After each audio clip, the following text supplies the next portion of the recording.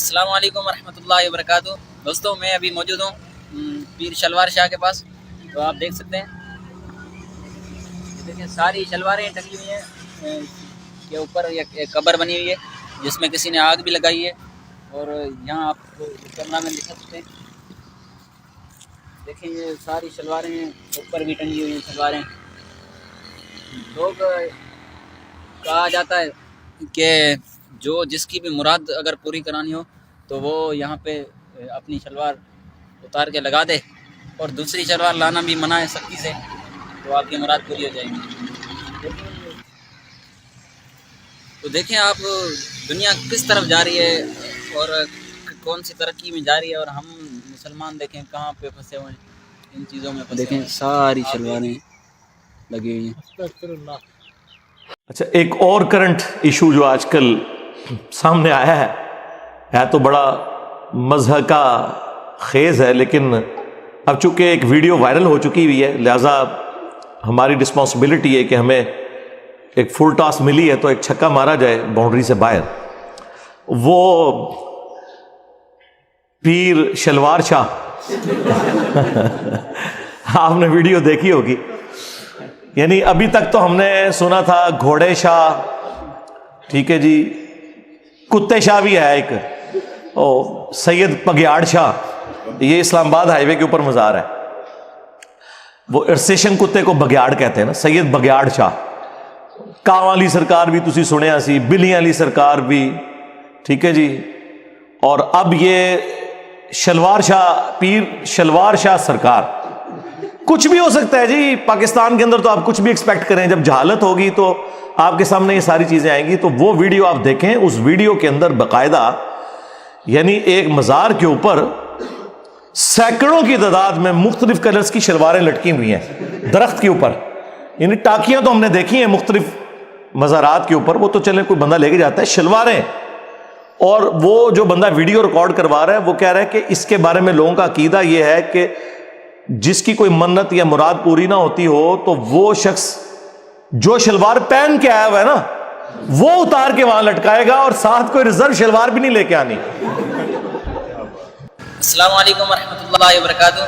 دوستوں میں ابھی موجود ہوں پیر شلوار شاہ کے پاس، تو آپ دیکھ سکتے ہیں، دیکھیں ساری شلواریں ٹنگی ہوئی ہیں کے اوپر ایک قبر بنی ہوئی ہے جس میں کسی نے آگ بھی لگائی ہے، اور یہاں آپ کو کیمرہ میں دکھا سکتے ہیں، دیکھیں یہ ساری شلواریں اوپر بھی ٹنگی ہوئی ہیں شلواریں۔ لوگ کہا جاتا ہے کہ جو جس کی بھی مراد اگر پوری کرانی ہو تو وہ یہاں پہ اپنی شلوار اتار کے لگا دے، اور دوسری شلوار لانا بھی منع ہے سختی سے، تو آپ کی مراد پوری ہو جائے گی۔ تو دیکھیں آپ دنیا کس طرف جا رہی ہے اور کون سی ترقی میں جا رہی ہے، اور ہم مسلمان دیکھیں کہاں پہ پھنسے ہوئے ہیں ان چیزوں میں۔ دیکھیں ساری شلواریں لگی ہوئی ہیں۔ ہاں پتہ نہیں کیا سسٹم ہے، اللہ معاف فرمائے، سب کو ہدایت عطا فرمائے۔ ہم اس وقت موجود ہیں سلوار شاہ بابا کی مزار پہ، جہاں کوئی بھی پریشانی ہو ادھر آپ آ سکتے ہو، سلوار اتار کے آپ اپنی مشکل کو آسان کر سکتے ہو۔ یہ آپ دیکھ سکتے ہو میرے بھائیو، ہم موجود ہیں سلوار شاہ بابا کی مزار پہ، جہاں سلوار اتار کے دعا مانگی جاتی ہے، اور دوسری شلوار لانا بھی یہاں پر منع ہے، کہا جاتا ہے ایسا۔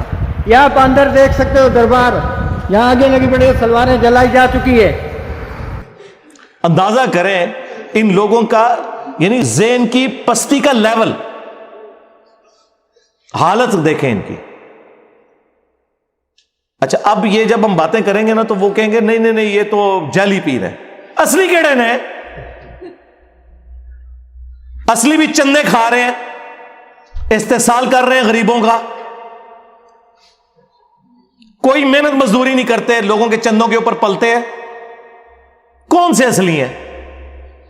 اللہ سے ڈر جائیں۔ یہ ایک پورا کاروبار ہے جو چل رہا ہے، اور پھر اسی مزار کے اوپر کچھ شلواروں کو آگ بھی لگائی ہوئی تھی انہوں نے۔ ظاہر ہے کہ وہ اتنی زیادہ تو سنبھال نہیں سکتے، تو پھر وہ جلا دیتے ہوں گے۔ تو اب وہ میں جب ویڈیو مجھے ارشاد بھائی نے دکھائی تو میں دیکھ کے میں نے کہا یار یہ دیکھیں یہ اس امت کی حالت ہے کہ جس کا امام الموحدین ہے صلی اللہ علیہ وآلہ وسلم، جس کی توحید کے بارے میں اتنی سینسٹیوٹی ہے کہ کسی اور شخصیت کی ایسی سینسٹیوٹی نہیں ہے. اور مجھے وہ حدیث یاد آ گئی جو جامعہ ترمذی کے اندر موجود ہے، مشکات میں بھی موجود ہے، سورۃ الاعراف کی آیت نمبر 138 کے کانٹیکسٹ میں، کہ نبی علیہ السلام غزوہ حنین کے موقع پر ایک جگہ سے گزرے جہاں پر ایک بہت بڑا درخت تھا جسے ذات انواد کہا جاتا تھا. اس کے اوپر مشرکین عرب اپنا اسلحہ لٹکاتے تھے تھوڑی دیر کے لیے، اور ان کا یہ عقیدہ تھا کہ جنگ میں اگر فتح پانی ہے تو یہاں پہ اپنی تلوار لٹکاؤ، جس طرح یہاں پہ وہ شلوار لٹکا رہے ہیں. ہوں دیکھ لو انہاں دی نسبت کدے نال ہے. تو صحابہ کرام میں سے کچھ نے کہا یا رسول اللہ صلی اللہ علیہ وآلہ وسلم، آپ بھی ہمارے لیے کوئی درخت مقرر کر دیں برکت کے لیے. اللہ اکبر، اندازہ کریں، حالانکہ وہ یہ نہیں کہہ رہے تھے ہم نے درخت کی پوجا کرنی ہے.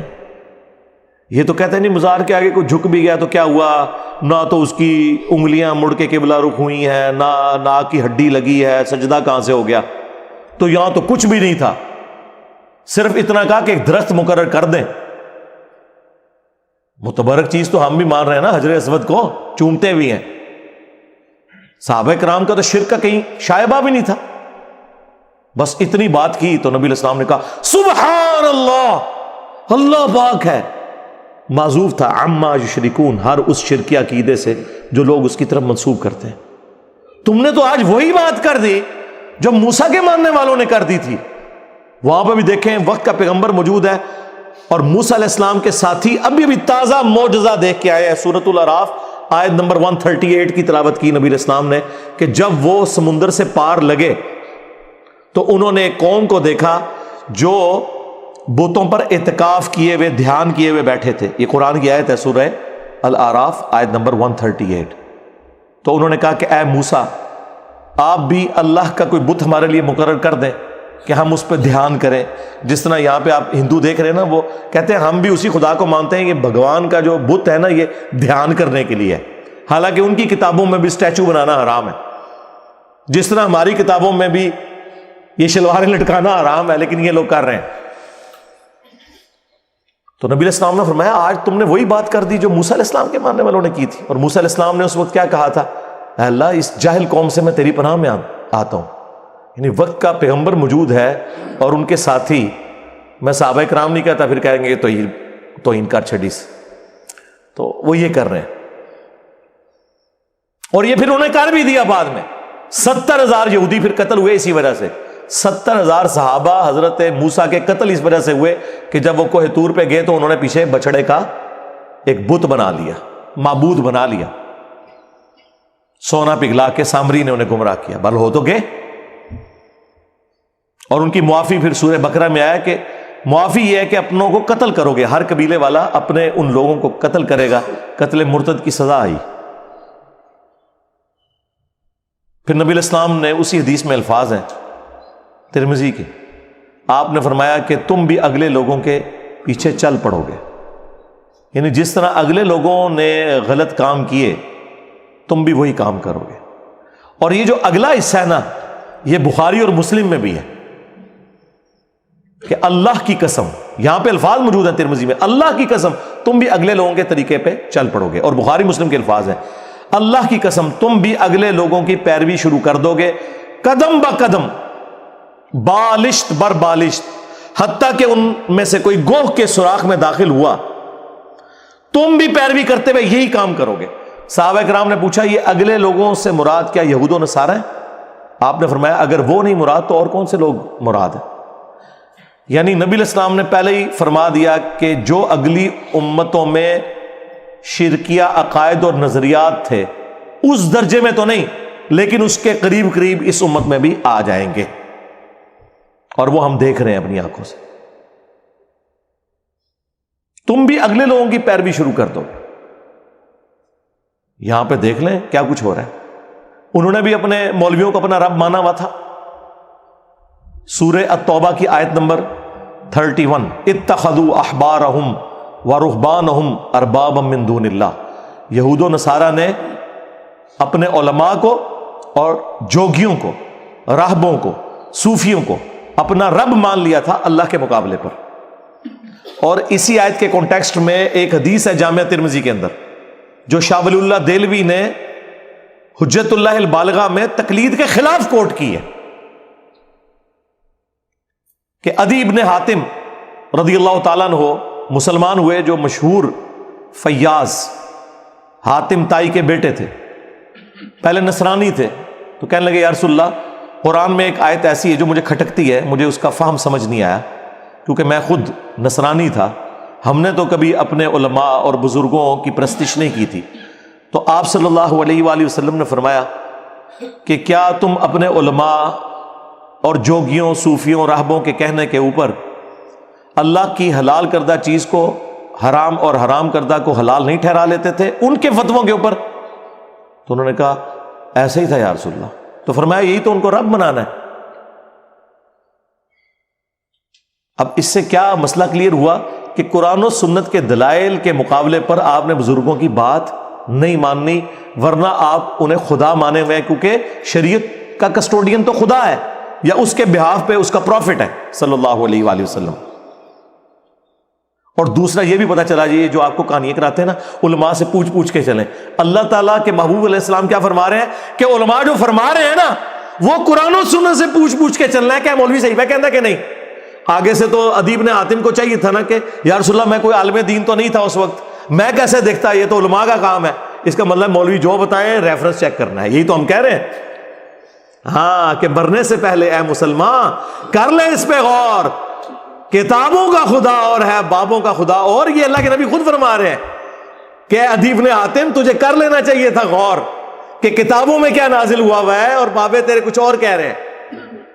ایتونی بکتاب من قبل ھذا او اثارۃ من علم ان کنتم صادقین۔ اے نبی ان سے فرماؤ اگر قرآن کو نہیں مانتے لاؤ جو تمہارے پاس کوئی کتابیں موجود ہیں نا ان میں سے مجھے بتا دو، کوئی اس قسم کے شرکی عقائد اس میں لکھے ہوں یا انبیاء کے آثار، کوئی احادیث چلتی ہوں، سنت کا علم ہو، اگر تم سچے ہو۔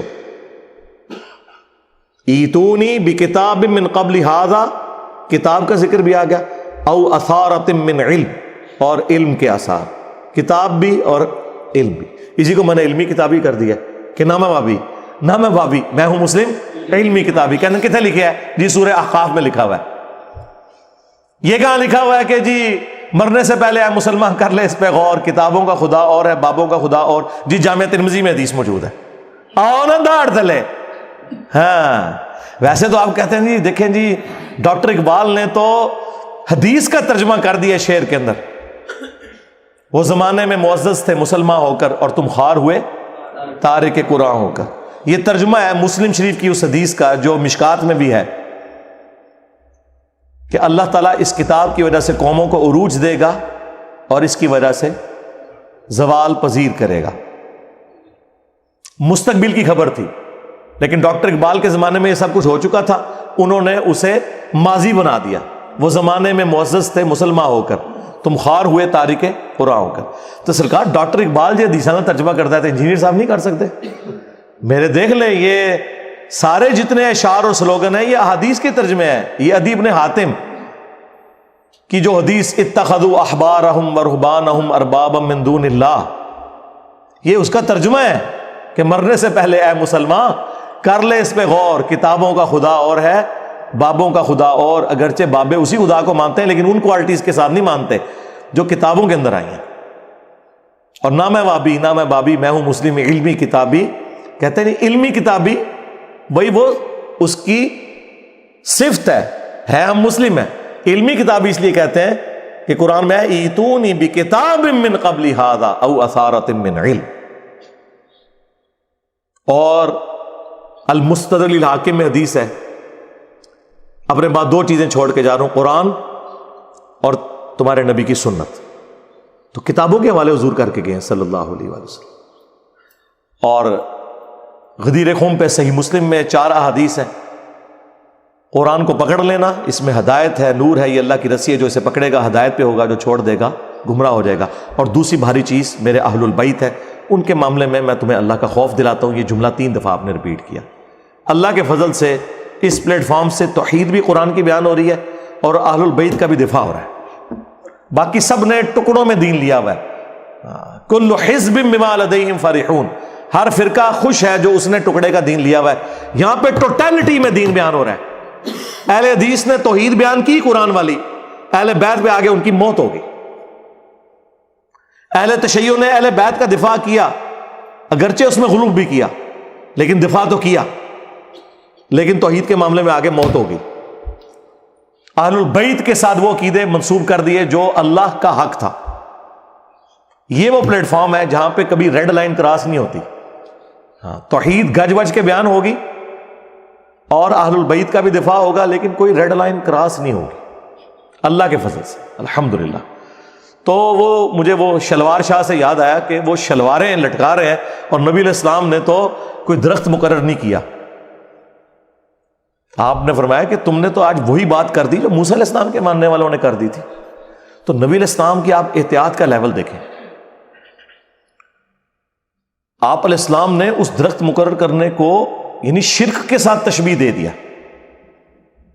اس کو تو چھوڑ دیں, رسول اللہ نے اپنی قبر کے بارے میں فرمایا ہے, مسند احمد میں حدیث ہے, اللہم لا تجعل قبری وثنا یعبد, اے اللہ میری قبر کو وہ بت نہ بننے دینا کہ لوگ اس کی عبادت شروع کر دیں. رسول اللہ نے اپنی قبر کو بت کہہ دیا. ہمارے لیے تو اس پلانٹ ارتھ پہ رسول اللہ کی قبر مبارک سے زیادہ کوئی عزت اور احترام والی جگہ نہیں ہے, کوئی دنیا کی قبر اس کا مقابلہ نہیں کرتی. لیکن نبی علیہ السلام فرما رہے ہیں اگر اس کے ساتھ بھی کوئی عقیدہ منسوب کرو گے تو وہ شرکی عقیدہ ہے. اسی لیے بخاری اور مسلم دونوں میں حدیث ہے, سیدہ عائشہ سلام اللہ علیہا ہماری ماں کہتی ہیں کہ نبی علیہ السلام کے آخری دن چل رہے تھے بیماری کے, وفات سے کچھ عرصہ پہلے. آپ کو جب تکلیف ہوتی تو آپ اپنے چہرہ مبارک سے چادر کو ہٹاتے اور بار بار ایک جملہ بولتے, لعن اللہ الیہود والنصارى اتخذوا قبور انبیائہم مساجدہ, اللہ کی لعنت ہو یہود و نصارہ پر جنہوں نے اپنے نبیوں کی قبروں کو سجدہ گاہ بنا لیا تھا. اور اما عائشہ کے آگے الفاظ ہیں بخاری مسلم میں کہ اگر ہمیں یہ ڈر نہ ہوتا کہ لوگ رسول اللہ کی قبر پہ سجدے شروع کر دیں گے تو ہم رسول اللہ کی قبر کو زیارت کے لیے اوپن کر دیتے, یعنی میں اپنے حجرے کی دیوار گرا دیتی, جب جس کا دل کرے وہ قبر رسول پہ حاضر ہوتا. لیکن ہمیں ڈر تھا کہ رسول اللہ ہمیں ڈرا رہے تھے. ادھر تو اما عائشہ کو کسی نے کہا کہ شرک تو ختم ہو چکا ہے. اس کے اوپر میں نے پوری ویڈیو ریکارڈ کروائی ہے جنہوں نے آؤٹ آف کانٹیکسٹ بات کی ہے. مجھے اپنے بات تم سے شرک کا خوف نہیں, وہ پوری ایک ڈاکٹرین ہے جو میں نے بیان کی ہے, وہ آپ میری ویڈیو دیکھ لیں. انہیں پتا تھا کہ بخاری میں حدیث موجود ہے, سیدنا عمر کہتے ہیں میں نے رسول اللہ کو ممبر پہ یہ بات کہتے ہوئے سنی تھی, دیکھنا میری شان کو اس طرح بلند نہ کرنا جس طرح نصارہ نے اپنے پیغمبر کو بڑھا دیا تھا. میں اللہ کا بندہ اور اس کا رسول ہوں, مجھے اللہ کا بندہ اور اس کا رسول ہی کہنا, محمدن عبدہ و رسول. الحمدللہ ہم یہی کہتے ہیں. اسی لیے تو میں کہتا ہوں کہ رسول اللہ کی کامیابی ہے کہ آپ کی میت کے اوپر محفل میلاد نہیں ہو رہی, آپ کی میت کے اوپر نعتیں نہیں پڑھی جا رہی, بلکہ بخاری میں 4 جگہ وہ حدیث آئی ہے سیدنا ابوبکر آپ کی میت کے اوپر خطبہ یہ دے رہے ہیں کہ جب نبی علیہ السلام کی ڈیتھ ہوئی تو حضرت ابوبکر صدیق حجرہ عائشہ میں داخل ہوئے, رسول اللہ کے چہرہ مبارک سے کفن کو ہٹایا, آپ علیہ السلام کے ماتھے پہ بوسہ دیا اور کہا یا رسول اللہ, اللہ تعالیٰ آپ پہ 2 موتیں جمع نہیں کرے گا, ایک موت آپ کا مقدر تھی وہ آپ کو آ گئی. اور پھر باہر نکل کے ممبر پہ چڑھ گئے. حالانکہ حضرت عمر لوگوں کو کہہ رہے تھے کہ جو یہ کہے گا کہ رسول اللہ فوت ہو گئے میں اس کی گردن اتار دوں گا, تو حضرت ابوبکر نے خطبہ دیا اور کہا کہ عمر کو اس کے حال پہ چھوڑ دو. اور آپ نے پہلا جملہ اتنا گستاخانہ بولا حمد و صلات کے بعد, آج کی ڈاکٹرین میں 295 سی لگتی ہے اس کے اوپر, ہمارے نزدیک تو بالکل صحیح بولا, الا من کان یعبد محمدا فان محمدا قد مات. کان کھول کر سن لو, جو بھی تم میں محمد کی عبادت کرتا تھا جان لے کے محمد مر چکے. اندازہ کریں, میرے خلاف کلپ بنائے ہوئے یہ کہتا ہے مر چکے. اوے ابو بکر صدیق نے کہا ہے رضی اللہ تعالیٰ عنہ, ڈنگرو کس کو گستاخ کہہ رہے ہو؟ انجینئر کو نہیں, انجینئر کے امام کو گستاخ کہہ رہے ہو. ابو بکر صدیق رضی اللہ تعالیٰ عنہ, یہ ان کا خطبہ ہے. اور اس سے بڑھ کر یہ ہے ہی جملہ بھی فرضی تھا, صحابہ میں کون حضور کی عبادت کرتا تھا؟ یہ ہوتے تنو اور کوئی نہیں گل نبی تو یہی گل کہنی ہے تھے تو پڑھ وما ارسلناک الا رحمۃ للعالمین تو پڑھ ان اللہ و ملائکتہ یصلون علی النبی صلی اللہ علیہ وآلہ وسلم. نہیں، صحابہ کو پتا تھا اس موقع پہ یہی بات، کیونکہ اس انسانیت نے سب سے بڑا شرک ایک نبی کے نام پہ ہی دیکھا ہے، عیسیٰ ابن مریم کے نام کے اوپر. ہاں، تم میں جو بھی محمد کی عبادت کرتا تھا جان لے کے محمد مر چکے. ومن کان یعبد اللہ فإن اللہ حی لا یموت، اور جو کوئی اللہ کی عبادت کرتا تھا وہ جان لے کہ اللہ زندہ ہے، اسے کبھی موت نہیں آئے گی. یہ سنایا جائے. اور پھر حضرت ابوبکر نے اپنے اس جملے کی تائید میں قرآن کی آیت پیش کی. پہلے جو کچھ بولا وہ نہ آیت تھی نہ حدیث تھی، ان کا ذاتی فتویٰ تھا، لیکن انہوں نے ڈیڈکٹ کیا قرآن کی آیت سے. ہو سکتا ہے اتنے کوئی کھلوئی نہ جائے جی قرآن حدیث تو ثابت کرو، تو حضرت ابوبکر نے خود ہی ثابت کر دیا. آپ نے سورہ آل عمران کی آیت نمبر 144 پڑھی، وما محمد الا رسول قد خلت من قبلہ الرسل افإن مات او قتل. محمد تو نہیں مگر ایک رسول، ان سے پہلے بھی کئی رسول گزرے، اگر یہ مر جائیں یا قتل کر دیے جائیں اور پاکستان میں وصال فرما جائیں یا شہید ہو جائیں، پاکستان میں تو یہ ترجمہ کرنا پڑتا ہے، تو کیا تم دین سے الٹے قدم پھر جاؤ گے؟ یعنی تم نے کوئی نبی پہ احسان کیا ہے ایمان قبول کر کے، اپنے اوپر احسان کیا ہے. پھر دوسری آیت پڑھی سورہ الزمر کی آیت نمبر 30، انک میت وانہم میتون، بے شک اے نبی تمہیں بھی مرنا ہے، تمہارے مخالفین کو بھی مرنا ہے، اور پھر اللہ کے حضور پیش ہونا ہے.